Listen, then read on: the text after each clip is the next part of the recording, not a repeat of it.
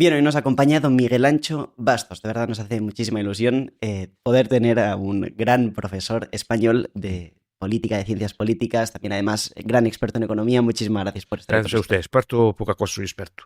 Don Miguel, si quiere, me gustaría empezar hablando, como no, de capitalismo. Y es que hay mucha gente que piensa que el capitalismo nos hace más egoístas, ¿no? Por ejemplo, ¿quién desforestó los bosques? Fue el capitalismo. Luego, porque hay comida de sobra y gente muriendo de hambre. Luego, porque es normal que 5 personas tengan el mismo dinero que 3.000 millones de personas. Bueno, hay mucha gente que acusa al capitalismo de esto. No sé si podría usted comentar. A ver, ¿quién deforestó los bosques? Pues no, el capitalismo precisamente no. Usted sabe cómo los pueblos precapitalistas, los pueblos primitivos, cómo cultivaban, quemaban el bosque y después cultivaban encima. Eso muy capitalista no es.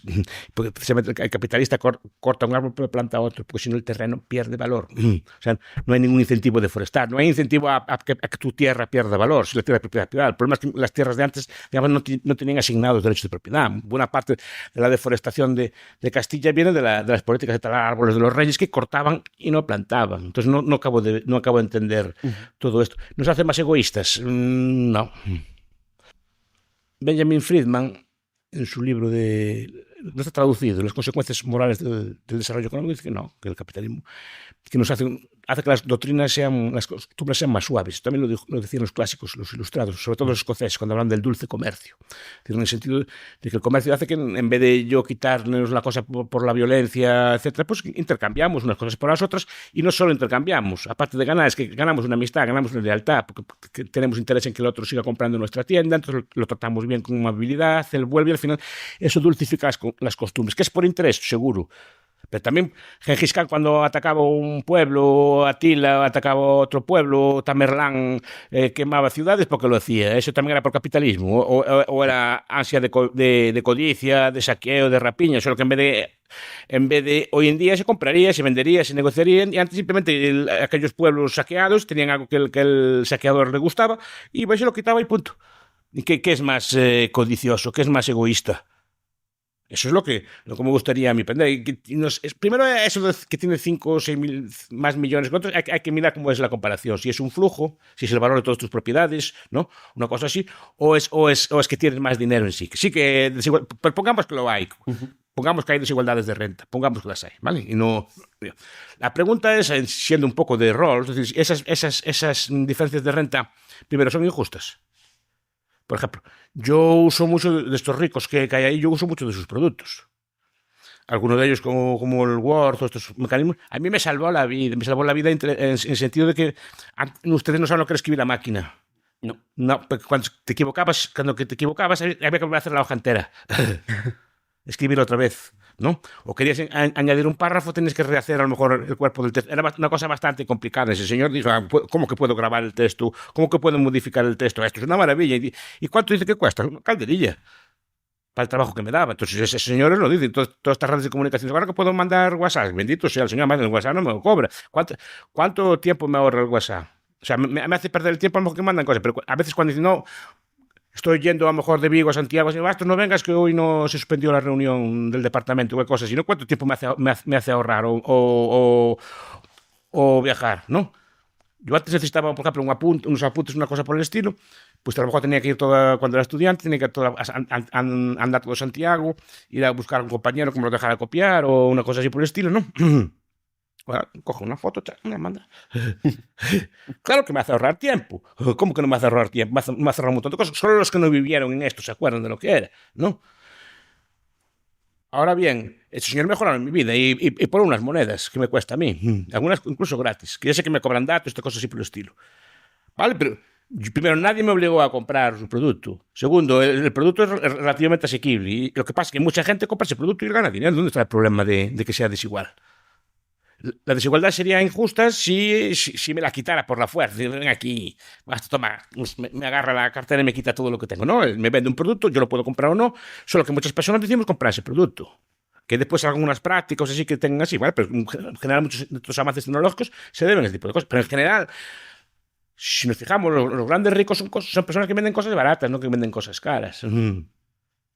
Unos venden ropa barata y que permite a la gente pues, tener ropa variada y de cierta calidad, de cierto gusto, poder expresarse. Otros venden comida o alimentos baratos, ricos, sabrosos, con variedad. ¿Dónde está el problema? Es decir, ¿quién me obliga a entrar en esas tiendas? Entonces, ¿cuál es el problema de que haya desigualdad? A mí no me preocupa la desigualdad. Y es una cosa que sé que es el tema de moda, sé que es el tema principal del siglo XX. No me preocupa la desigualdad económica, me preocupa la pobreza absoluta. O sea, me preocupa que no haya riqueza, me preocupa que haya niños que tienen hambre, me preocupa que haya pobreza material severa, y eso es lo que se trata de evitar, no que haya más o menos desigualdad.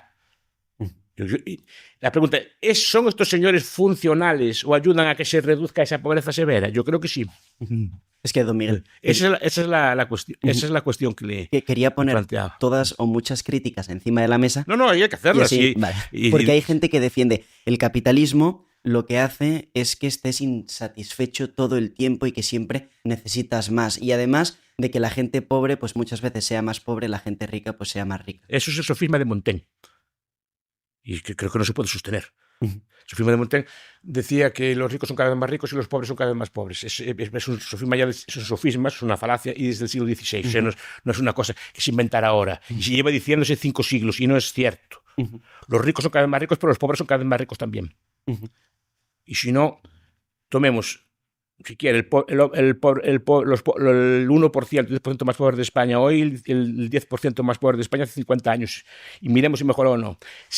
Sigue siendo el más pobre, pero en términos absolutos, en términos relativos, a ver, en cualquier colectivo siempre hay, por ejemplo, en cualquier colectivo hay el más alto, por fuerza, tiene que haber el más alto, y tiene que haber el más gordo, por fuerza. Si ponemos una báscula, hay uno que pesa unos gramos más que el otro. En cualquier colectivo, pues hay el más rico por fuerza, aunque tenga unos céntimos más. No me preocupa que haya el más... Y más, tiene que haber el 10% más rico en cualquier colectivo. Y tiene que haber el 10% más pobre en cualquier colectivo. Me preocupa no que haya esa diferencia, sino cuánto tiene el más pobre. Y si el más pobre va mejorando sobre sí mismo o no. Si el 10% de más pobres de España está mejor ahora o hace 50 años. Eso es lo que me preocupa a mí. Y usted hablaba antes del hambre, ¿no? El hambre muchas veces, primero, a día de hoy, se da básicamente en sitios donde hay guerra, o sea, por causa de los estados, o sea, por causa de las guerras que hacen. Y estamos viendo en Gaza, por ejemplo, es el hambre que hay a día de hoy. Pero el hambre básicamente es por falta de capitalismo, no por capitalismo.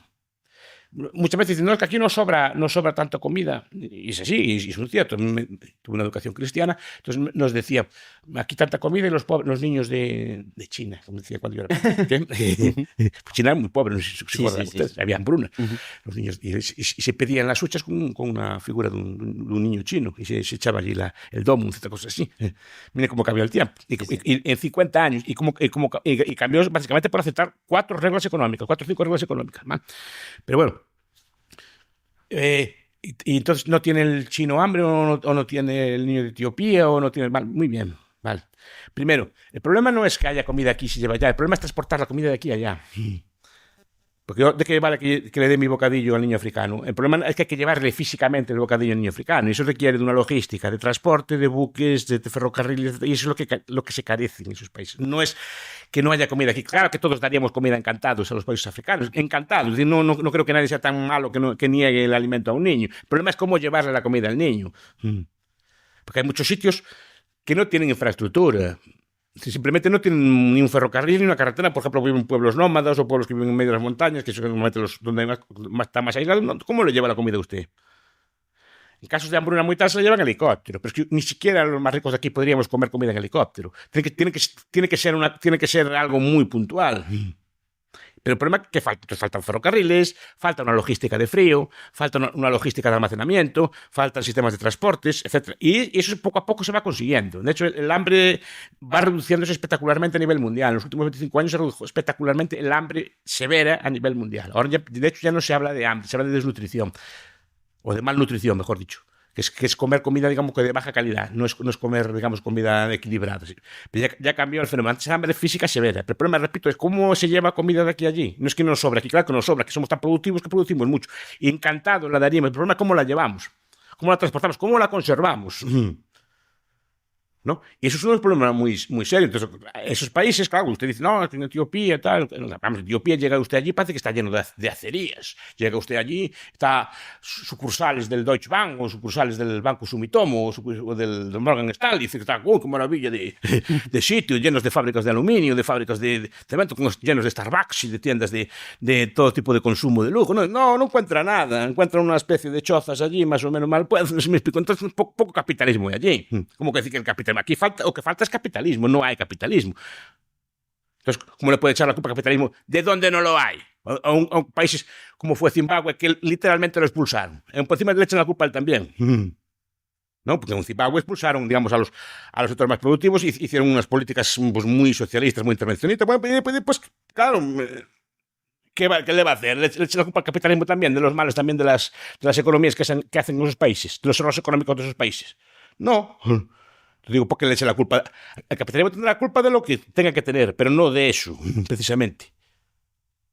Pero perdón que lo interrumpí. No. Sí. Don Miguel, ¿y usted en la sociedad de hoy en día cree que la gente trabaja para vivir o vive para trabajar?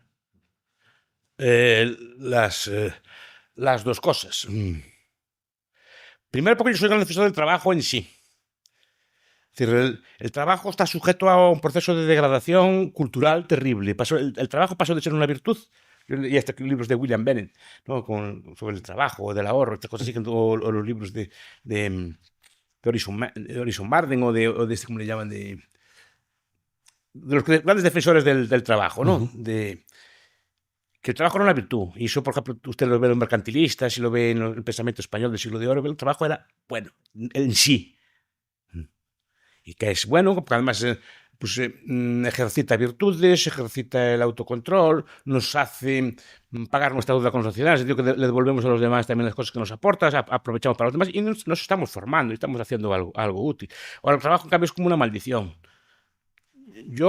Podemos discutir por ejemplo, las políticas de reducción de jornada laboral que hay en España, ¿no? Vale, pues yo no podemos discutirlas económicamente, pero a mí una cosa que no me gusta no de la política, que siempre repito que es discutible, que tampoco es que sea partidario, pero es como se vende. El trabajo, vivir, dicen así, como el trabajo como si fuera morir. Y entonces, como si fuera una tortura, que algo como que sea así como muy malo y que la vida está fuera. Y no, hay mucha gente que disfruta su trabajo. Usted está haciendo su trabajo ahora, por ejemplo, y lo está pasando mal. No, pues por eso lo digo. Seguramente pues le fastidiará tener que desplazarse, pero porque estoy allí, pues no por mí, pero conocer a gente muy divertida y tratar a gente muy interesante, ve sitios, ¿no? Es su trabajo, pero claro, el problema es que tengo que madrugar, tengo que coger un avión, tengo que pesadez, tengo que montar todos estos trastos, ¿no? Que para hablar allí tengo que pisar un guión, vale. Sí, pero tampoco es tan malo el trabajo. No, yo lo distingo. El trabajo en sí. Es decir, que al final usted está haciendo amistades, está haciendo relaciones, conoce gente, viaja por ciudades. ¿Dónde está el daño que le hace el trabajo? Esto pasa mejor, o sea, una rave parties, como digo yo, una cosa de esas así. Si tuviera 4 días seguidos en una rave o así, eso sería maravilloso. En cambio, estar trabajando es una cosa que hay que condenar, hay que perseguir. No, es lo que me irrita a mí de esto. Primero, porque el trabajo en sí no tiene que ser nada malo. Claro, y por eso puede ser las dos cosas. Puede vivir para trabajar, claro.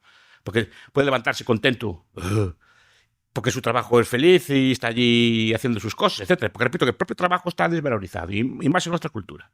¿Y cree que la gente joven trabaja de forma menos dura ahora mismo que hace que antes? Está sujeto creo que es una sujeta a lo que estoy diciendo. Si usted le dice, vas al trabajo, te van a explotar, te van a robar, va a ser un trabajo alienante, embrutecedor, es una cosa así, ¿no? Y el patrón se va a hacer rico a tu costa, ¿no? Y además tiene todas las cosas que se dicen del trabajo.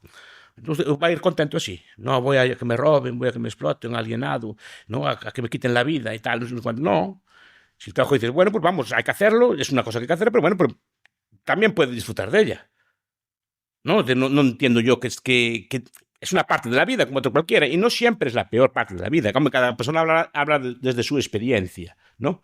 Pero hay personas muy felices en su trabajo, sea el trabajo que sea. Hay un libro, aquí en España no tuvo mucho éxito, que es el de Matthew Crawford, Con la mente y con las manos, que explica que la mayor parte de los trabajos que consideramos así y tal requieren de mucha inteligencia. Los trabajos, digamos, primero que no hay un trabajo manual estricto, todos los trabajos requieren mente, mucho, y Mike Rose, por ejemplo, en otro libro también semejante, habla, por ejemplo, de la peluquera, habla de un camarero, de la inteligencia que tienen que tener pues, para tratar clientes, para saber lo que necesitan, para evaluarlo, a ver cómo pueden ser, dónde gentes para saber llevarlos, cómo tener principios de gestión para controlar las cuentas del local, todo, un montón de cosas, ¿no? De una memoria para acordarse de las cosas y de los gustos de las personas, o sea, que no requiere de mucha capacidad. O una peluquera, buscar el estilo, buscar el sentido del tal. Entonces, cualquier trabajo requiere mucha mente. Pero muchas veces parece como que se desvaloriza. Parece que un trabajo, no, embrutecedor. ¿Cómo va a ser embrutecedor? Cualquier trabajo tiene creatividad. Cualquier trabajo puede desarrollarse. Y yo una de las que más demando es que se valore al trabajador. Dentro del sistema capitalista, que es como el gran olvidado. Además, parece que es una cosa que está ahí disponible. Sí, no, hace falta una mano de obra buena y tenemos una mano de obra buena y trabajadores buenos. Entonces digo, ¿qué tiene de malo trabajar? Por eso digo que las dos cosas pueden ser así. La vida también, el trabajo también es vida y no tiene por qué ser mala vida. No siempre tiene que ser mala vida. Mira la cantidad de personas que conocen a sus parejas en el trabajo. Mira la cantidad de personas que hacen comidas y cenas de trabajo. Pues están felices, o sea, hacen relaciones y están haciendo algo útil. Y no solo están haciendo algo útil para los demás, para ellos mismos. Están aprendiendo habilidades. Habilidades que les pueden servir para ganar la vida en otro sitio y que también no siempre los empeoran a ellos como personas. Siempre tenemos la imagen, ¿no? Trabajos de mierda, como digo yo en una conferencia en el libro de Graeber. A ver, no. Hay que buscar también un... Ya sé que... No, de hecho, miren, una cosa, cuando hablo de estas cosas, cuando más se me critica. No sé por qué, porque la cultura del trabajo a día de hoy es como uno de los grandes tabús. Hay que... está mal el trabajo, hay que buscar cómo reducirlo, recortarlo, etcétera, por el estilo. No, ¿y por qué? En cambio, otras actividades hay que como fomentarlas. Pues digo, y no siempre son tan... Yo leí una vez que, por ejemplo, hablaba de las raves y estas cosas, porque el esfuerzo físico que se hace en una fiesta de ese estilo puede ser muy superior al que se hace trabajando. Gente que está saltando, chillando, está ahí toda la noche, etcétera, sin dormir. Y en cambio no se considera como trabajo, pero puede ser físicamente tan cansado o desgastar tanto como un trabajo. En cambio eso se considera como una cosa buena. Si, por ejemplo, cuando uno ve estas fiestas, ¿no? Que dice que no, llevan una semana en una fiesta de esas, ¿no? Y la policía no puede entrar, aun siendo ilegal. Todos los años pasa por fin de año y así, vale, muy bien. Si estuvieran, en vez de estar en una rave, hubiera un grupo de personas trabajando, ya entraba la Guardia Civil sin problema ninguno.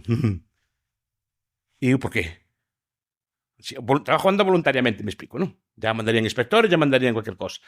¿Por qué? O sea, ir de fiesta es legítimo y yo entiendo que la gente quiera divertirse también y pasarlo bien, pero si una persona quiere trabajar, ¿por qué no puede trabajar? ¿Por qué tienes que mandar a la Guardia Civil si quiere trabajar? Es que es esa inversión de valores la que critico yo. Porque está tan mal visto que una persona quiera hacer cosas o quiera mejorarse a sí mismo, quiera reforzar, o un chico joven o una chica joven que está en un oficio que quiera quedarse unas horas más para aprender el trabajo. Simplemente es una novata o un novato. A ver, ya que estoy aquí estos años voy a absorber como una esponja todo lo que pueda de aquí, todas las relaciones que pueda, todas las técnicas de trabajo que hay, todas las fórmulas que hay, todas las casuísticas que tiene mi trabajo. Voy a mejorar, no, pero eso está mal. Hay que cerrar. En cambio, si fuera una actividad de otro estilo o arriesgada, por ejemplo, claro, y también repito que no tengo nada en contra, pero hay gente que hace deportes de riesgo, que se juega la vida y salta de barrancos y salta de todo tipo de cosas. No, repito que tendrá su diversión, pero en cambio eso no se considera, y eso es potencialmente más peligroso muchas veces físicamente que un trabajo normal, pero eso no se ve mal, se ve como que se incentiva. Y claro, ¿y por qué?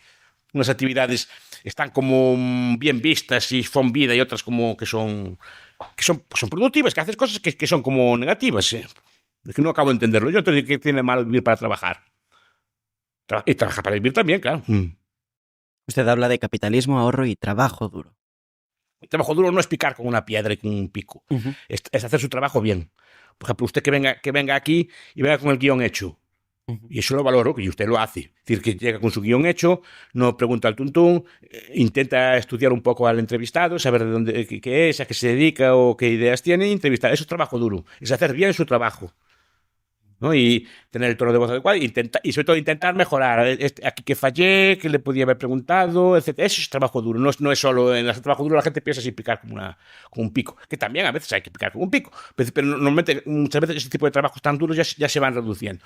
Pero es hacer bien su trabajo. Un profesor que llega con su clase bien preparada, el médico que estudia bien los informes de sus enfermos.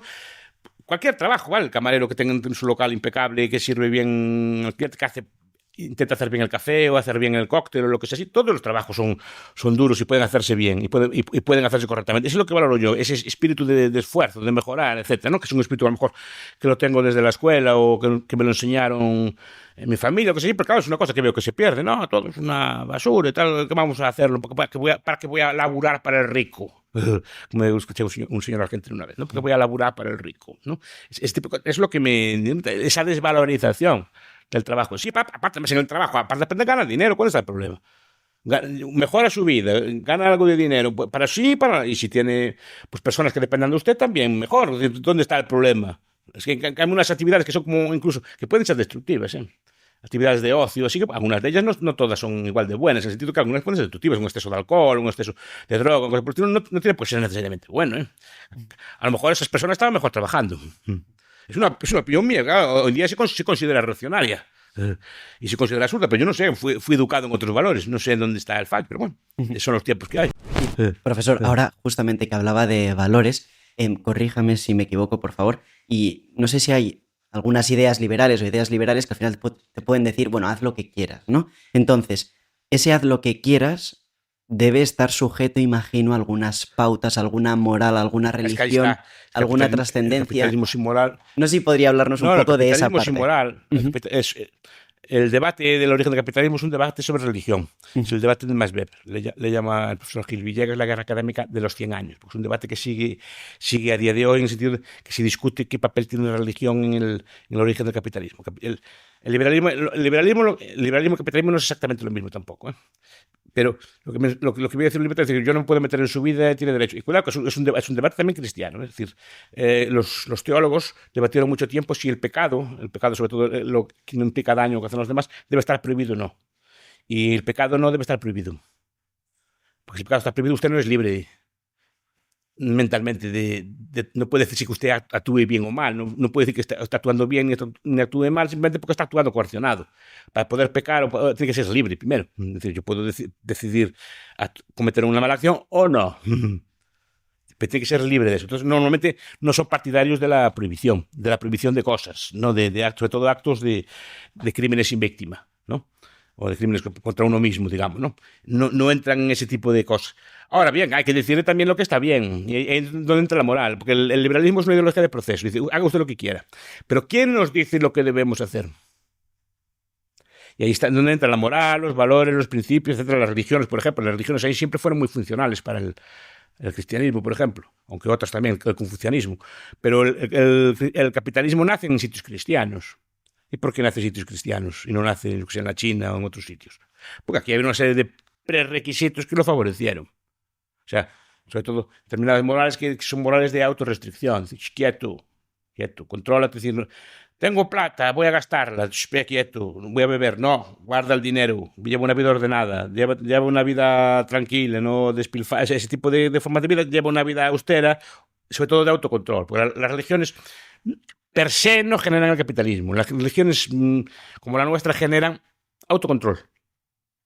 Si son bien llevadas, autocontrol. Dice, mira, pues tengo dinero, voy a esa noche a beber por ahí toda la noche de parranda. Pero algo te dice, no. Tienes una familia, no puedes andar por ahí de parranda. Nadie te va a decir nada, no es delito, ni puedes hacer lo que quieras. ¿Pero qué te dice a ti que está mal gastar el dinero en beber mientras tienes a tu mujer y tu hijo? Eso no es delito. Con dinero puedes hacer lo que quieres. ¿Quién te lo dice? Pues algo moral tiene que decírtelo. Puede ser religioso o no religioso, pero normalmente incluso las éticas laicas descansan en principios religiosos. O si son principios religiosos puestos de forma laica, pero ese tipo de valores, es decir, que llévate una vida ordenada, no bebas, no te metas en líos, etcétera, ese tipo de cosas, son los que te enseñan las religiones. Y no, claro, el liberalismo, haz lo que quieras, claro, y haz lo que quieras, pero tienes que saber qué es lo bueno y qué es lo malo. Eso es la función normativa, así que de las religiones. Que tampoco es obligatoria, ¿no? Pero una persona que es religiosa sabe lo que tiene que hacer, lo que puede hacer y lo que no puede hacer. Sobre todo, sabe que lo que hace está mal. Porque también hay una inversión de valores. Es decir, antes tal cosa estaba mal, usted podía hacerla igual, pero estaba mal, ¿no? Pero ahora le dicen que la cosa que estaba mal está bien, que es liberador, ¿no? Tal o cual costumbre, que es liberadora. Vale, entonces ya usted la hará encantado. Ya ese freno moral se pierde, porque antes, aunque lo hiciera usted, soy un ser muy vicioso, ando mucho por ahí, que bebo mucho, ando por la noche y tal. Es decir, yo sé que está mal. Y si sé que está mal, por ejemplo, yo no quiero que mi hijo haga eso, no quiero que mi mujer haga eso, no me gustaría ver a mis hermanos así. Pero si me dicen que está bien, que libera, que es una desinhibición, pues no voy a enseñárselo también a los niños y a todo el mundo, ¿no? Pues digo que es importante también dentro de la libertad, porque repito, la religión no le prohíbe a nadie hacer nada, pero dentro de la libertad que nos digan, bueno, mira, esto no está bien, o que sepas tú en tu cabeza que no está bien. Y el cambio de valores es lo que nos puede llevar a eso, claro. Si está bien, si es una cosa que nos libera y tal, ¿por qué no vamos a expandirlo y hacerlo todos los días? ¿No? Esa es la cuestión. Y don Miguel, ¿usted cree en Dios? ¿O Sí. hay alguna idea que le ayude un poco a...? No, yo soy católico, apostólico romano. Y Dios, claro, ya no es creer, yo estoy bastante convencido. No, además es un tema... A mí hay dos debates en la vida que me fascinan.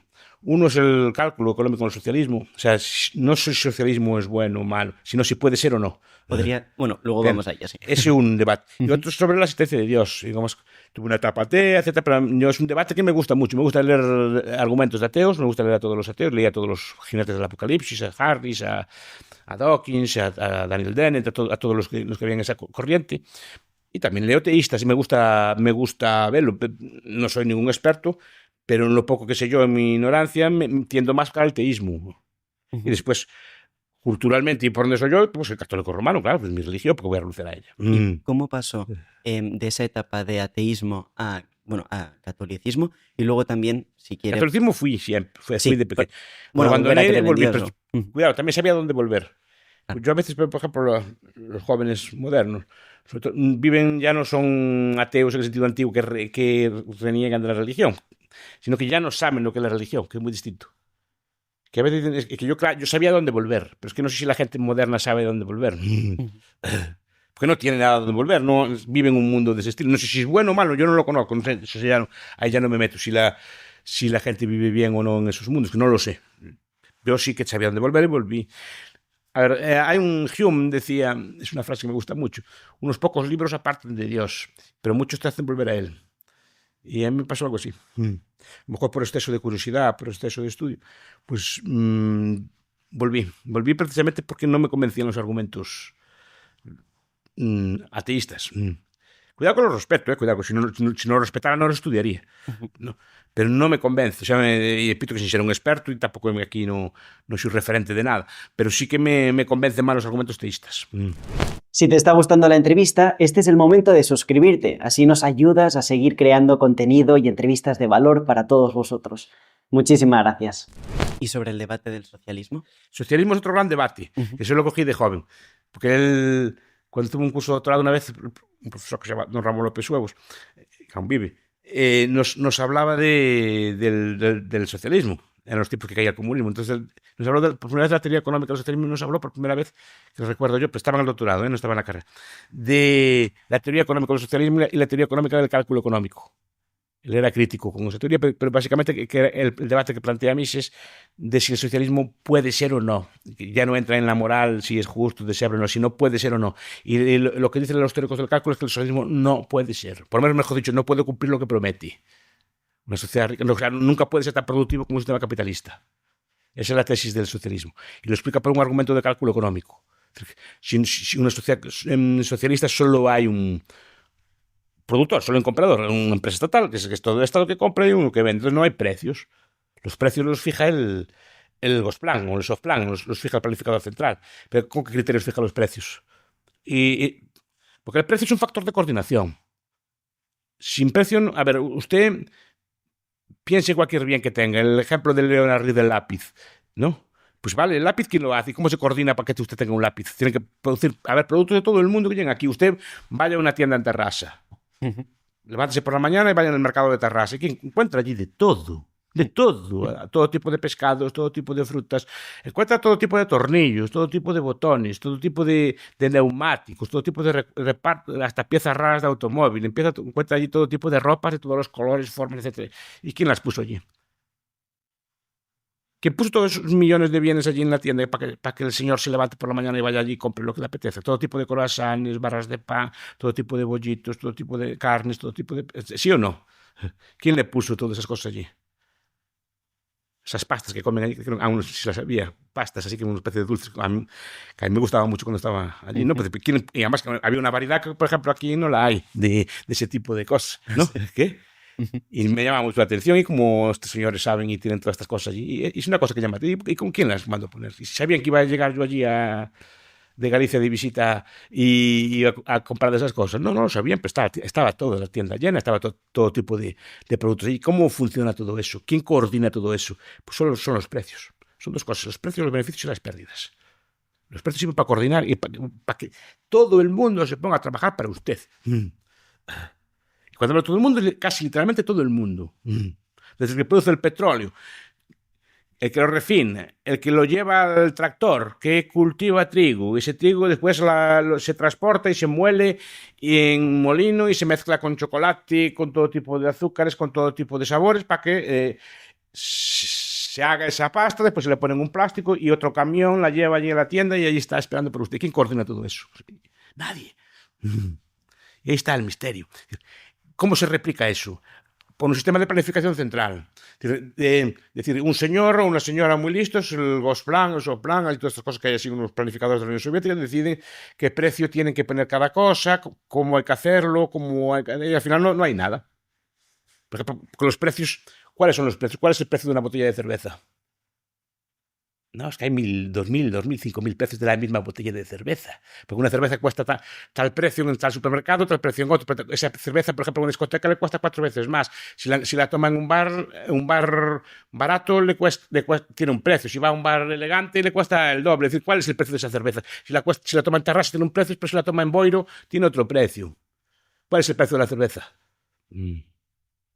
No hay miles de precios y todo un planificador puede poner un precio a una cerveza. Tiene que adecuarse al conocimiento de tiempo y lugar. Y después, a nivel de medios de producción, ¿cómo producir electricidad? Debe haber 10 formas. Si no hay precios, ¿cómo sabemos? ¿Un coche de qué lo hacemos? ¿De aluminio o de chapa, de hierro? Nosotros lo sabemos, mira, pues hacemos cálculos, cuánto nos cuesta cada cosa, vemos qué compensa y hacemos. Y si no hay precios, ¿cómo hacemos? ¿El cableado de los coches de oro o de cobre? El oro es muy buen conductor, además no se oxida. ¿Por qué no hacemos los cableados de oro? Ya, porque son más caros. Pero está usando, cuando dices que es más caro, está usando ya elementos de precio. Y si no hay precios, ¿cómo usa? ¿No? Entonces, ese es el problema del cálculo. No se puede asignar factores de producción. Por eso la economía socialista es un caos. Fue un caos al principio, hasta que empezaron a usar otro tipo de elementos, ¿no? Porque sin precios, sin cálculo, no puede haber una asignación correcta de recursos. Ni decidir qué producir, ni cuánto producir. Por ejemplo, tiene que decidir qué calidad tiene que tener el bien, ni cuál es la calidad que le pone el bien. Porque cualquier bien puede tener más calidad o menos calidad. Pero a lo mejor más calidad es absurdo. Es decir, podemos tener un coche hecho de Kevlar o de duraluminio y hecho con cableado de oro, sí, ¿vale? ¿Y qué ventaja me aporta frente a un coche normal con cable de... ¿Es que la calidad es mejor? Sí, la calidad es mejor porque me aporta a mí tener un coche de Kevlar. ¿No? Que eso es carísimo y tal, sí, vale, y que me llevan mejor de Terrassa a Solsona que el coche normal de chapa y de cableado de cobre. ¿Cómo escogemos? Es que el problema es que no se sabe cómo escoger. Es un problema que los socialistas empezaron a darse cuenta. Por ejemplo, que no puedes escoger entre madera y plástico a la hora de hacer una silla si no tienes precios. Y el socialismo al principio funcionaba porque tenía memoria de precios antiguos, tenía mercados negros. Hay un libro que siempre recomiendo mucho que se llama Abundancia Roja, de Spufford, que explica cómo los planificadores del Gosplan salían a las 12 de la mañana de las oficinas, iban a hablar con las viejas que vendían la fruta en los mercados negros, le preguntaban cómo estaba la fruta y lo apuntaban para resolver las ecuaciones, porque si no, no tenían forma de resolver el problema. Que no es un problema que al principio parece simple, pero es mucho más complejo. Por eso digo, es un problema que me da la vuelta en la cabeza toda la vida. Y de hecho, ahora están, por ejemplo, los cibersocialistas, Leigh Phillips y otros, que están hablando de repúblicas populares de Walmart, que ahora dicen que sí, que con los computadores o con la IA, que se puede resolver el problema del cálculo. Yo creo que no pueden tampoco. Pero es un debate que está ahí presente y a mí me fascina, porque tiene aplicaciones a muchos otros términos. Tiene aplicaciones, por ejemplo, al tamaño de las empresas, al tamaño de los imperios, incluso a las políticas públicas. Es un debate que a mí me fascina. Por ejemplo, usted dice educación. Vale, educación, creamos educación. Vale, educación está ahí bien. ¿Cuántas escuelas? ¿Dónde ponemos las escuelas? El planificador hace las cosas. ¿Cuánto le pagamos a los maestros? Todas estas decisiones son decisiones económicas. Si nos estamos dando cuenta. ¿Esas escuelas tienen que tener gran calidad de construcción o vale una escuela funcional, etcétera? ¿Qué materiales le ponemos, etcétera? ¿Deben cobrar los profesores todos lo mismo según la materia o cobrar todos igual? Es decir, tenemos un montón de problemas económicos y hay que resolverlos. Y muchas veces lo resuelven por la vía de planificación y normalmente no asignan bien los bienes porque no faltan o están mal planificados o hay de más en un sitio y de menos en otro, etcétera.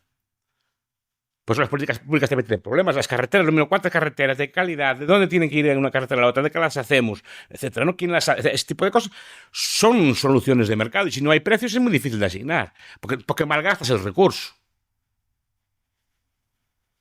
Es decir, cuando usted compra a un precio inadecuado, simplemente dice, yo le doy 100 euros, ahora salga la compra.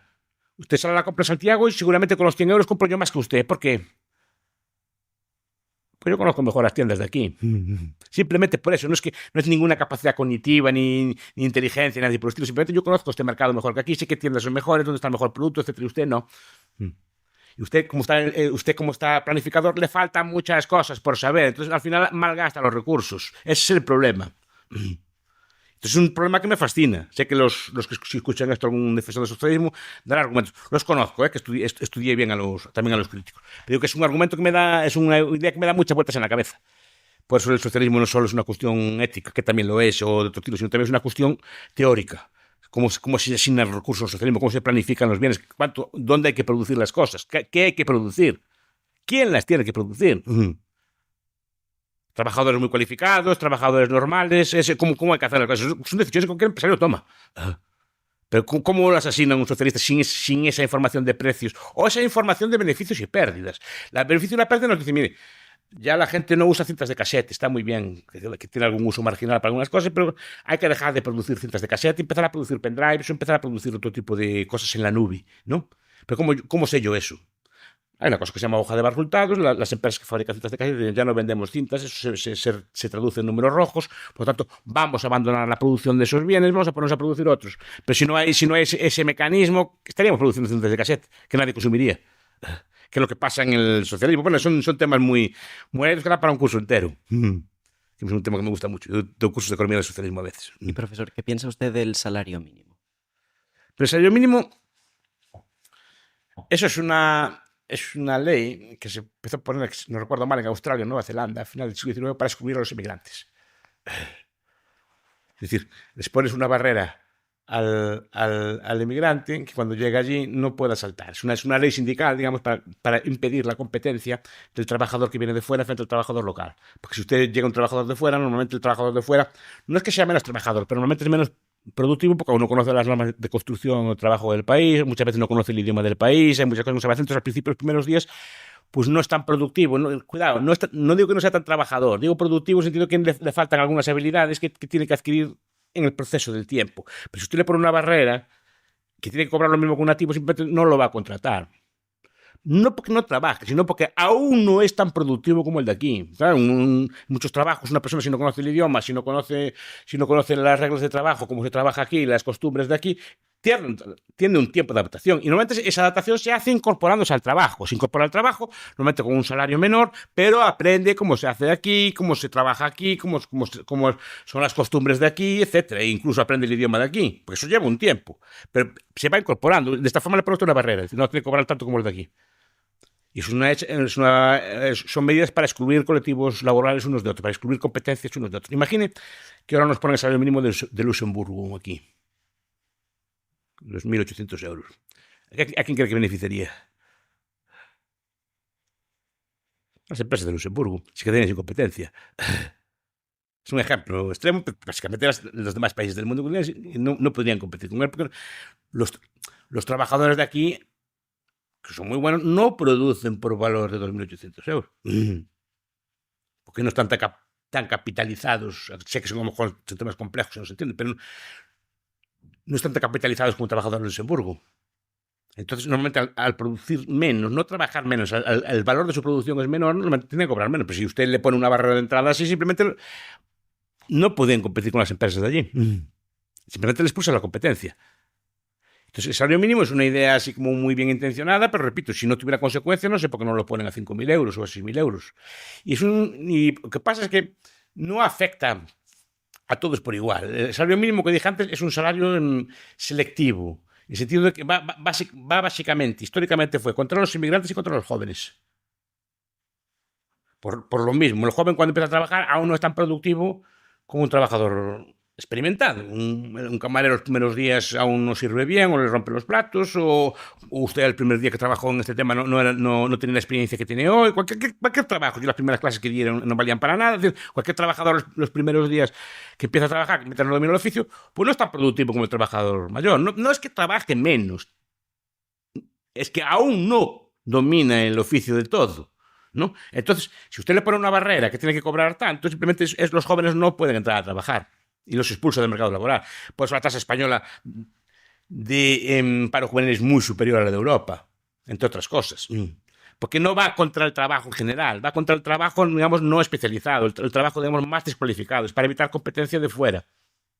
Por eso se puso. Y beneficia al trabajador instalado frente al trabajador no instalado. Y cuidado, y beneficia a la gran empresa frente a la pequeña empresa. O sea, tiene lo que por muchas grandes empresas le parece muy bien este sistema de trabajo, porque les expulsa la competencia a las pequeñas empresas. Usted piense, una gran cadena hotelera muy capitalizada, con mucho trabajador que paga buenos salarios, frente a los tales Sol y Playa, míticos tales Sol y Playa que vemos en cualquier costa española. El trabajador el Sol y Playa compiten por puro trabajo de la familia, a lo mejor del dueño, trabajando muchas horas y a lo mejor con 3 o 4 personas que le echen una mano. Si usted les impide contratar a esas personas, simplemente las expulsa al mercado de trabajo y expulsa al mismo tiempo la competencia de su hotel. Frente al hotel grande, que tiene una gran capitalización, tiene una logística, tiene otras cosas que permite pagar más. Es una forma de excluir. Cuidado que tiene mucha maldad la política. Y profesor, pues no me gusta mucho esa política. De hecho, hay muchos países del mundo que no tienen. Los suizos, por ejemplo, es un país muy atrasado, votaron en contra. Pusieron un referéndum de un salario mínimo de 2.700 euros y el pueblo suizo dijo que no, que esa cosa no la querían. Estaba muy bien para España, sí, pero para ellos no la querían. ¿Vale? Y los países nórdicos ninguno tiene, por ejemplo. Ahora, pues, en Alemania lo pusieron hace poco, creo que en Austria no lo hay. Porque están los suizos ahí explotadísimos, que miseria deben pasar, ¿no? Sin salario mínimo, debe un patrón abusar de ellos. Pues, por lo que me cuentan, los salarios son mucho más altos que aquí, sin salario mínimo. Porque el salario no lo determina que haya un nuevo salario mínimo. El salario solo puede ser determinado por su productividad, por lo que produce usted. Por el valor, técnicamente, por el valor marginal descontado de su productividad. Es así lo que vale usted. Lo que vale usted es su trabajo, no usted. Que también es otra cosa, no vale usted, vale su trabajo, porque usted vale para muchas cosas. Seguramente, como youtuber no tiene un sueldo, pero si trabajara en una panadería tendría otro, y si trabajara de taxista tendría otro, siendo usted la misma persona. Yo no, cuando compro sus servicios, no lo compro a usted, compro un servicio concreto que usted me puede prestar. Y profesor, bueno, antes he hablado de los jóvenes modernos. Entonces, una forma de hablar mía, ¿eh? Sí, pero los jóvenes modernos hoy escuchan a gente que habla de globalismo, que habla de ideología woke, que habla de que los hijos deben ser, pues quizá del Estado y no tanto de los padres, que hablan de una invasión de la inmigración ilegal, invasión islámica, etc. No sé qué le diría a los jóvenes sobre estos temas que muchas veces escuchan. Pero creo que hay que estudiarlos y discutirlos. Cada uno de ellos, los que plantea, son distintos. El globalismo, por ejemplo, es que yo distingo de globalización y globalismo. La globalización es la globalización económica. Incluso la izquierda está muy contenta con ella, porque hace años estaban en contra de la globalización. Pero otro día, cuando fue de Trump, hasta vi al secretario general del Partido Comunista Chino defendiendo el libre mercado y a la vicepresidenta del gobierno español, la señora Yolanda Díaz, criticando los aranceles. Digo, bueno, vamos avanzando, ¿no? Pero el globalismo es otra cosa. El globalismo, tal como lo entiendo yo, es la idea de crear un gobierno mundial, o sea, de que haya un poder global, digamos, ¿no? Alguna institución global, sea la ONU, cualquier cosa que pueda establecer reglas en determinados ámbitos para el resto del mundo. Y eso es lo que critico yo. El globalismo me parece muy, muy mala cosa, ¿no? Es muy mala idea un gobierno mundial. Sería muy mala idea, por ejemplo. Pero después hay otros temas. El wokeismo depende también, hay que discutir los temas. Algunos de los temas del woke son bien interesantes de discutir, ¿eh? Yo no, por ejemplo, sé que en la derecha es muy fácil, se caricaturiza mucho eso, pero a veces algunos temas tienen su, por lo menos filosóficamente son interesantes. Es decir, no son, ¿Cuál? yo no los despreciaría. Muchas veces se desprecian como una, que se le ocurre, a ver, vamos a ver qué está diciendo este señor, qué argumentos tiene y a ver qué dice. Y algunos de ellos son interesantes. Es decir, no, tampoco hago un... Por ejemplo. El trans, por ejemplo, es un tema muy interesante. El trans, sin saber ya nada del tema, a mí me parece un tema muy interesante. ¿Quién es usted? ¿Es lo que se decide usted o lo que deciden los demás por usted? Es decir, ese tipo de tema, ¿no? ¿Hasta qué punto se puede superar, digamos, la orientación de género, o lo que sea así, ¿no? Cómo se siente usted, o otro tipo de cosas? Por ejemplo, Raquel Dolezal habla del transracialismo. En el sentido de que ella es una señora rubia de ojos azules, pero dice que se siente negra. No, lo dice, ¿vale? Y pues digo, entonces abre un debate. También tengo yo derecho a asignarme, digamos, mi raza como quiera yo. O sea, y es un debate que está abierto allí. Porque pues, el problema es una discusión que interesante, pero el debate viene de ahí. O sea, son debates interesantes. No son tan simples como parece. Hay que profundizar en ellos. Porque al final entra en la propia esencia de la persona. Incluso puede llevar a términos como una disociación entre el cuerpo y el alma. Por eso me interesa a mí mucho. Es decir, que pueden verse como el cuerpo como una especie de cárcel frente al alma que tiene otros sentimientos, ¿verdad? Pero ya entramos en temas que ya son más interesantes incluso para nosotros, ¿eh? Sin decir que, claro, está diciendo usted que tiene un alma, un género y un cuerpo de otro, que el cuerpo está equivocado. O sea, los materialistas, los que piensan que es una cosa sola, tienden a unificar. Usted genéticamente un hombre tiene que ser como un hombre, ¿no? Porque está diciendo que hay como dos cosas distintas, o que sean lo que sean, ¿no? Entonces es lo que me interesa a mí. Digo que no son temas, aunque yo tengo mis posturas al respecto, obviamente, que no tienen especial valor, porque tampoco se lo explico, pero digo que no son temas tan simples como parece. Y a veces, muchas veces entran en contradicción entre ellos. Es decir, es un debate... Es un debate muy interesante. Digo muchas veces, no, eso que el wok y tal, vale. Pero digo que no tiremos todo, porque hay debates. Los bizantinos tenían debates parecidos, no es lo mismo. Pero debatían sobre el sexo de los ángeles, ¿no? Cuál es el sexo de un ángel. Entonces empezaban con debates como este, que son debates parecidos a este que estamos teniendo, que estamos discutiendo ahora. Entonces me parece un debate muy, muy interesante. Y sobre eso, inmigración ilegal, hay gente que dice que Occidente está dejando de ser más cristiana y al mismo tiempo están viniendo pues más Yo gente. creo que el problema no es bien tanto de inmigración, sino que nosotros no sabemos lo que somos. Uh-huh.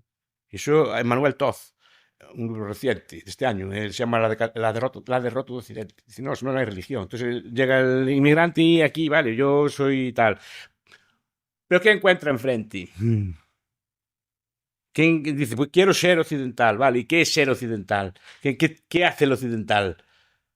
¿No? Porque antes el occidental, pues lo que llamamos occidental, antes se llamaba cristiandad.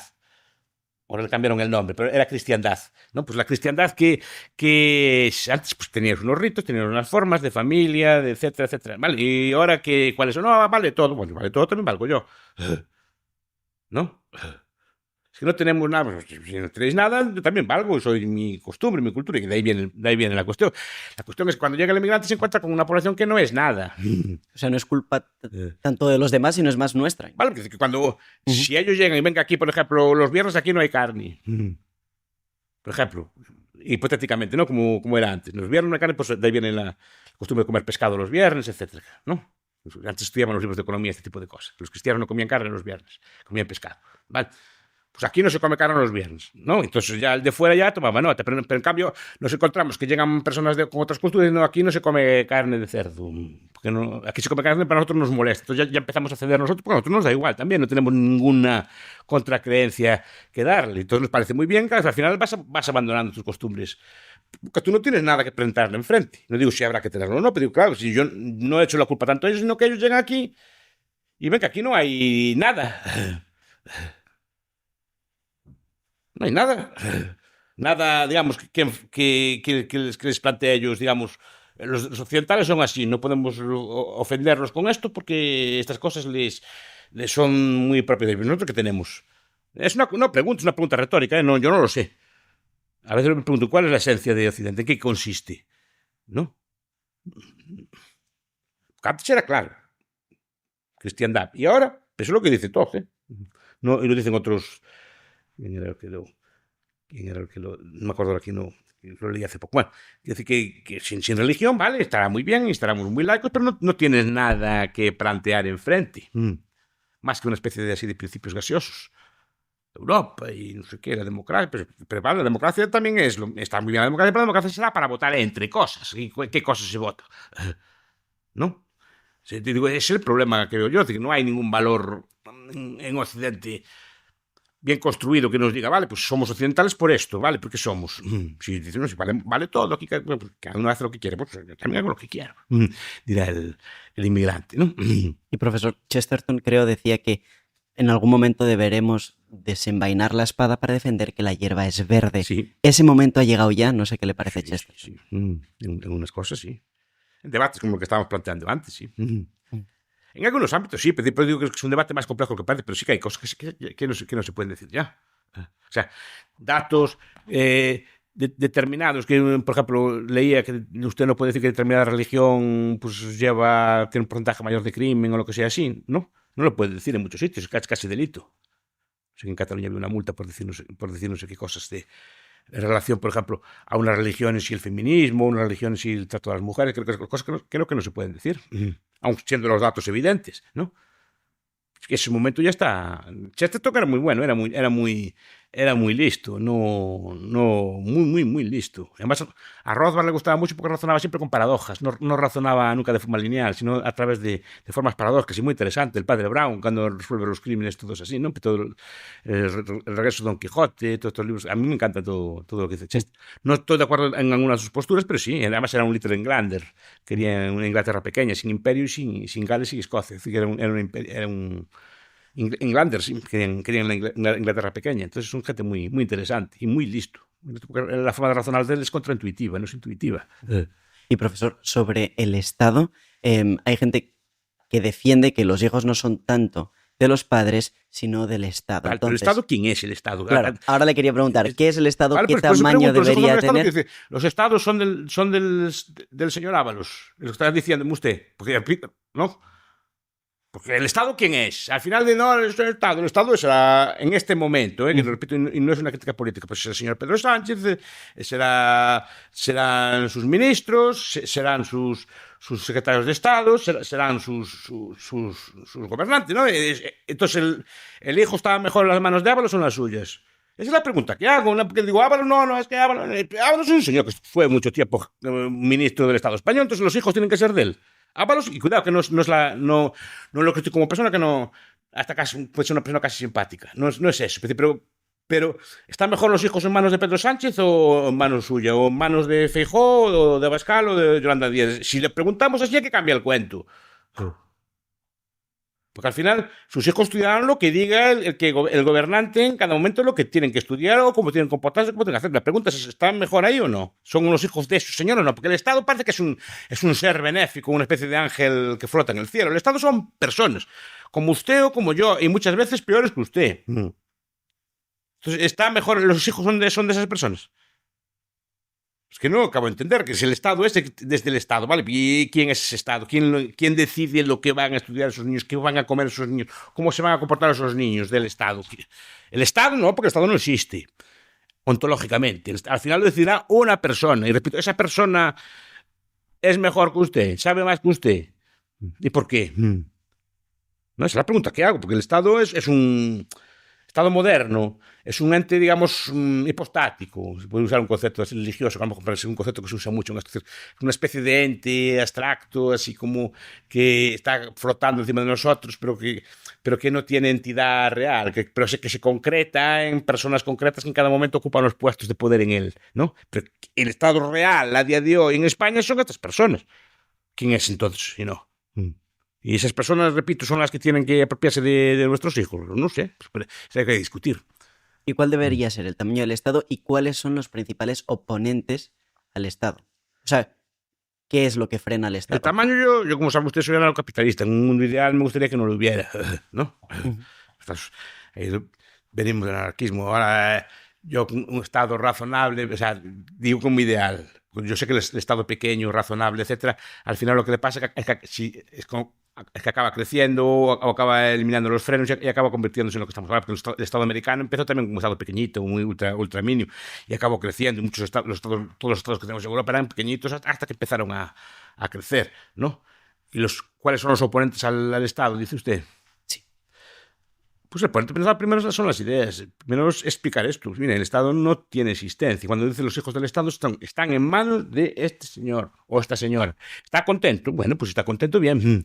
Y la pregunta es, ¿esa señora o ese señor sabe más que usted? Es la pregunta que le hago. ¿Lo considera usted mejor persona, que va a estar mejor educado por esa persona que usted? ¿Lo va a querer más esa persona que lo quiere usted? Esa es la pregunta que le haría cuando me pregunta si los hijos son del Estado, ¿no? Entonces, digo, cuando hablamos del Estado, no hablamos de un ser hipostático. Entonces, lo primero es saberlo. Saber es esto, que el Estado, volver al viejo individualismo metodológico. El Estado no tiene existencia, son personas organizadas. Punto. Entonces, eso es lo primero que hay que saberlo. Después, ver cómo se comporta. Yo estos días con los escándalos, la gente está muy indignada, pero yo estoy viendo cómo... A ver, yo de estas cosas, por mi profesión, leo libros de teoría del Estado, bastantes, y leo libros, por ejemplo, de lo que es la teoría del Deep State, el Estado profundo, de cómo funciona pues, las reglas de corrupción, cómo funcionan las reglas de poder interno en los Estados. Y hay buena literatura académica, ya no son temas de opinión en los bares, son libros que estudian estados profundos en muchos países, etc. Entonces, yo veo que cómo se comporta el Estado, de acuerdo con la teoría, se corresponde muy bien con lo que se hace, lo que estamos viendo en España. Pero cuidado, lo que se hace en España no es solo de España. Es que estas teorías no son para España, son para todos los países del mundo, para la mayor parte de los países del mundo. Funcionan de forma muy parecida, en mayor o menor grado, que a veces el grado también importa, pero funcionan todos de forma muy parecida. Y es más, y mire lo que estoy diciendo, España no creo que sea de los países peores al respecto, ni siquiera con el gobierno actual. Sé que esto a mucha gente no le gusta, parece que estamos en una cosa así, pero en otros países... mire, en Francia hay varios presidentes de la República condenados a prisión. Que pasa es que no entran en prisión, que tienen una pulsera de estas. Es decir, hay varios, no solo hay uno. Incausados estuvieron todos los que recuerdo yo en mi vida. En Italia, ya puede decirme cómo acabó Berlusconi, pero cómo acabaron los problemas de Aldo Moro, Andreotti, todo aquel primer ministro italiano que tuvo que escapar para Túnez por corrupción. Es decir, no es algo propio de España. No. Es algo propio en general de los estados modernos. Ya no hablemos de otros estados en Latinoamérica, de otros estados en África, etcétera. No nos consideramos especiales, pero digo que cuando vemos cómo funcionan estas cosas, vemos que funcionan así. Entonces, este tipo de escándalos, estas cosas así, nos enseñan cómo funciona realmente un Estado. Porque muchas veces nuestro problema es comparamos lo que hay con una especie de estado ideal, así de seres angélicos, buenos, benéficos, que piensan en el bien común, ¿no? Como decían los antiguos, el viejo emperador Carlos, en los tiempos viejos. No, esos tiempos viejos, si los vas a estudiar, no eran mucho mejores que los de hoy. Y lo digo a lo mejor, porque a lo mejor soy un descreído, porque soy un escéptico de estas cosas, ¿no? En el sentido de que nunca hubo esa edad de oro del buen gobernante y estas cosas así, porque estamos comparando como una degradación. ¿Cuál fue la etapa buena? La de Felipe González, con los escándalos todos de Filés, etc. Y que llegó a haber incluso crímenes de Estado. Esa fue la etapa buena. ¿Cuál fue la etapa buena de que no hubo aquí, que hubo santidad en el gobierno? Usted piensa que todos los gobiernos de España, desde Felipe González hasta aquí, tienen ministros presos y encausados, o metidos en grandes escándalos, casi todos ellos, con mayor o menor fortuna. Sí, o sea, no es una novedad. Porque entonces, lo que tenemos que pensar es, no es que este gobierno sea así, es que los gobiernos funcionan así. Entonces, no me sorprende. La mayor parte de los gobiernos del mundo funcionan así. Y es la teoría que se puede sacar, repito. Yo a lo mejor leo demasiadas cosas raras o leo... No, raras no, que leo cosas como muy especializadas. Entonces sé que estas cosas a mí no me sorprenden. Pero muchas personas piensan que hay como un estado ideal, que debería ser así, y lo que hay ahora es como una manzana podrida. ¿No? Pero que ese estado ideal no existió en ningún sitio. Es más, dudo que pueda existir. También ya sería un debate mucho más profundo. Dudo que pueda existir un Estado que funcione por esos principios de bondad y cosas por el estilo. O sea, usted piensa que sale una persona y también los políticos, también le tengo cierto respeto. A ver, el político sale allí, le parten la cara en las redes, le insultan, le hacen memes, le llaman de todo, y todo eso por amor aquí a España. Estamos de broma. Y además gastan miles, cientos de millones de euros en campañas por España. Para que gastan su dinero y para que te juegues la piel y te ataquen, cosas por el estilo. Por servir a España. Si es por servir a España, la puede servir yo tanto Pedro Sánchez, yo que sé, como Pilar Alegría o como María Jesús Montero, si es por salvar a España de las garras de la derecha, vale cualquiera, pero ninguno dices, no, cedo yo mi puesto para que salve ella, tal, yo me retiro a la paz. No, es un puesto que te gusta, está bien pagado, tiene ciertos privilegios, tiene mucha atención, o sea que la gente, a ver, dice que una de las cosas que mueve al ser humano es la atención. Pedro Sánchez o cualquier ministro, cuando habla, los periódicos abren con sus palabras. Ustedes repiten lo que dicen 100 veces. Eso es una atención. Es una persona que se siente como muy, muy influyente, y lo es. Es decir, yo decido tal cosa, que los niños estudien tal libro, y estudian los niños tal libro, todos los niños de España. Yo decido que se haga un edificio allí, un puente, y se hace el puente. Y claro, es una cosa que a la gente le da mucha importancia y es valorada per se. Claro, pero la política es así. No idealicemos con un mundo de hombres sabios y ángeles gobernando allí, ¿no? La política siempre fue así, sino que me digan cuándo fue buena. En España, en cualquier sitio del mundo. Oye, que alcaldes de Madrid ya hubo en el siglo XIX, ya hubo alguno preso, por corrupción. O sea, no es... Todos recordamos al Marqués de Salamanca, cómo se repartían los ferrocarriles en el siglo XIX, ¿no? Todos recordamos el escándalo Extraperlo, que hizo caer el gobierno del bienio de la derecha. Es decir, que no es una cosa nueva que haya corrupción en el gobierno. Entonces, ¿cuál es la etapa de oro? ¿No?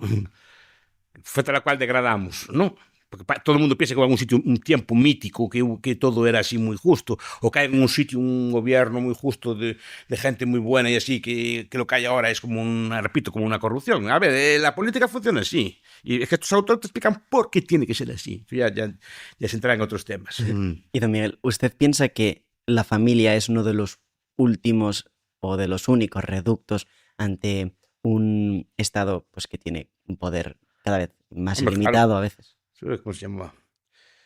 Refugio en un mundo despiadado, decían así, como es el título de un libro de Nash, de Christopher Lasch. Explicando sí que claro que es un refugio además por es un freno al poder. De hecho, el proceso de construcción de estados en principio se dedicó pues, a liquidar, a debilitar a la familia. Primero la familia extensa o clan empezó a debilitar, y ahora la familia nuclear, porque la familia normalmente es una célula de resistencia. Antes explicamos que cualquier grupo organizado puede resistir de una forma o de otra al poder. Pero digamos, la gente normalmente a día de hoy aún sigue siendo más fiel a su familia que al Estado. Entonces, no sé si es un proceso deliberado o no, pero se intentan debilitar. Por ejemplo, ahora ya no lo cuidan sus padres, lo cuidan en alguna institución del Estado, en una guardería, también lo cuida cuando es anciano, otra institución del Estado, cuando está enfermo, quien lo cuida es el Estado, es decir, quien lo educa es el Estado. Entonces, va sustituyendo muchas de las funciones de la propia familia. Y la debilita, claro que la debilita. Y se está notando, claro. Pues si se debilita, digamos, la fuerza del Estado es mayor, porque usted es mucho más dependiente de él. Si usted está solo y no tiene quien lo cuide, todo depende del Estado para atenderlo enfermo, cuidarlo, etcétera, cuando sea enfermo, etcétera. Entonces, claro que es funcional para ellos. Necesita más recursos, más personas, más impuestos para atender a todas esas personas que tienen estas necesidades. Cuando antes no eran tan necesarias, o se podía dividir el trabajo, se podía hacer muchas cosas, ¿no? Claro que es una célula de resistencia y sigue siéndolo. Pues ya para terminar, profesor, no sé qué consejos daría a toda la gente que escuche esta entrevista, y luego también no sé si podría hablarnos de algún o un valor que crea que debería recuperarse. ¿Qué consejos doy? Básicamente, pues si escucharon esta conferencia, pues que yo soy profesor, entonces me gusta que la gente estudie. Pues que si le interesa alguno de estos temas, que lo desarrolle, que lo contraste, que lo discuta, que vea si tengo yo razón, si estoy equivocado, que dé argumento, ¿no? Básicamente, estas cosas me gustan es por aficionar a la gente, que vea que puede haber belleza incluso en los temas de política, que puede haber grandes debates morales, éticos, filosóficos en este tipo de temas. Entonces, si ven esto, primero que si acabo de ver esto, ya quedo muy satisfecho, y después que más que nada me gustaría meterle interés en este tipo de temas. Virtud que me gustaría recalcar, el ahorro. Ya sé que es un tópico mío, pero es el ahorro. Porque el ahorro además implica también, igual que el trabajo, implica también autocontención. Porque, por ejemplo, igual que la laboriosidad, no le tengo problema, porque la gente sigue siendo trabajadora, más o menos, aunque digan lo contrario. Sí que la actitud hacia el trabajo no es la misma de antes, ya se trabaja con menos ganas, ¿no? Pero si la gente sigue siendo laboriosa, sigue estando bien formada y sigue haciendo esos trabajos bien. Eso no es lo que me preocupa, pero el ahorro sí. El ahorro sí, porque el ahorro es autocontención. Una persona ahorradora no malo es que se meta en muchos vicios, que gaste todo el dinero en alcohol o en juergas o en farras. Normalmente es una persona que llega, hace su trabajo, va para casa, intenta economizar, se priva de placeres inmediatos por un futuro. Y es una fuente muy buena de autocontrol, además una fuente de responsabilidad financiera, en el sentido de que normalmente la persona que tiene esos hábitos, aunque digamos sus inversiones puedan ir mal, sabe ya lo que es vivir con poco y se recupera más fácil que la persona que está acostumbrada a vivir con mucho crédito encima, que incluso comprar bienes de consumo y bienes de consumo efímeros a crédito. Entonces es un valor que a mí me gustaría recuperar, porque eso desde los años 20 en adelante, es esa figura del ahorrador, de la persona que ahorra antes de comprar la cosa, no que la compra a crédito. Es decir, que escuchaba en la radio esta mañana que el crédito al consumo, el segundo punto, ya es un ocio. O sea, antes normalmente el crédito al consumo era comprar un coche, una cosa así. No, ahora ya son gastos de ocio, una fiesta, un banquete o un viaje. No, eso está muy bien. Yo tampoco soy crítico moral de nada, no me gusta criticar a nadie, pero digo, si me dice de recuperar algo, me gustaría que recuperar. Quiero hacer una fiesta, ahorro primero antes de hacerlo. Quiero ir de viaje, ahorro antes de hacerlo. Primero, porque genera, digamos, una cosa, y segundo, es la clave de una sociedad próspera. Pues eso es todo, profesor don Miguel Ancho Bastos. Muchísimas gracias por haber Gracias a estado usted. este rato con nosotros.